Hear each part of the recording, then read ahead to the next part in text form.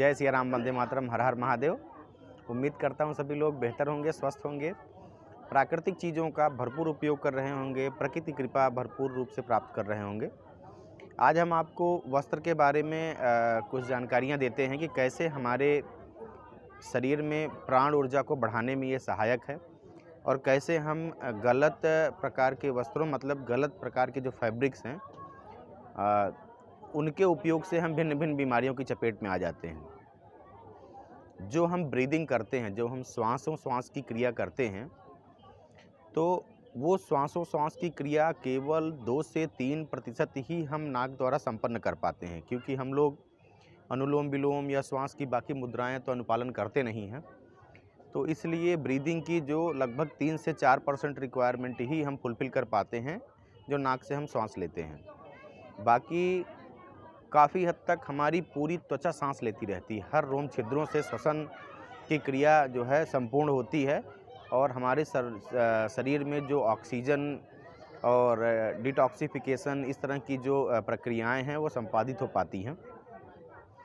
जब हम अपनी त्वचा के ऊपर कोई ऐसा आवरण चढ़ा लें जो एथिलीन का बना हो, पॉलीथीन का बना हो या जो फाइबर के बने हुए हों, जो फाइबर इट मीन्स जो फैक्ट्री मेड फाइबर्स हों, इस प्रकार के जो रसायन युक्त कार्सिनोजेनिक एजेंट्स हैं, अगर उसका आवरण हम अपने शरीर पे चढ़ा करके रखेंगे तो होगा क्या कि उसका कुछ न कुछ अंश धीरे धीरे करके हमारे शरीर में प्रविष्ट होता रहता है,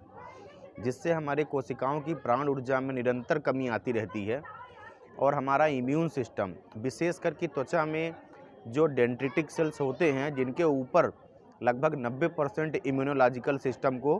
बेहतर काम कराने का कार्यभार होता है, वो बहुत वीक होने लगते हैं, जिससे धीरे धीरे करके हम छोटी छोटी बीमारियों की चपेट में आते हैं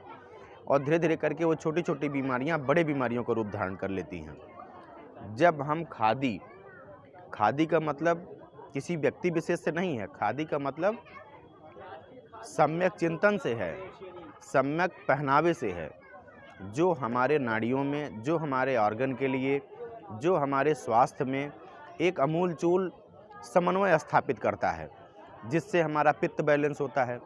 जिससे हमारे कोशिकाओं की प्राणवायु, क्योंकि जो फैक्ट्री में बनाया गया फैब्रिक्स है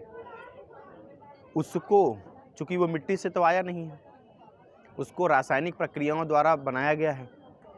तो शरीर हमारा, कोशिका हमारा, लीवर हमारा, हमारे जो इंटरनल ऑर्गन्स हैं वो उसको पहचानते नहीं हैं। वो किसको पहचानते हैं? वो तो पहचानते हैं कि जो मिट्टी से उपजा हुआ है, कपास है, सनाई के जो पेड़ होते हैं, तमाम प्रकार के ऐसे ऐसे जो फैब्रिक नेचुरल रूप से तैयार किए जाते हैं,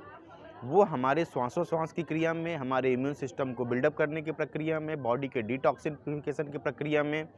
जब ये चीज़ें संतुलित होती हैं तो बहुत महत्वपूर्ण भूमिका निभाती हैं, जिससे क्या है कि हम सम्यक चिंतन कर पाते हैं, सही सोच रख पाते हैं,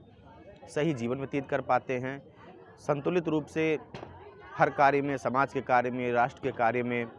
और बेहतर योगदान देने लगते हैं, क्योंकि हमारी ऊर्जा शक्ति बढ़ जाती है, आरोग्य मिलने लगता है और ख़ास करके प्रकृति से जुड़ाव होने लगता है और राष्ट्र का विकास होने लगता है, स्वयं का विकास होने लगता है। तो खादी को अपने पूरे जीवन में शामिल करें, अपने वस्त्र के रूप में कोशिश करें ज़्यादा से ज़्यादा आप कॉटन के वस्त्रों को धारण करने की, ताकि हम और बेहतर और बेहतर और बेहतर हो सकें और होते जाएं। जय सिया राम, वंदे मातरम, हर हर महादेव। इसी प्रकार से आप प्रकृति से जुड़ें।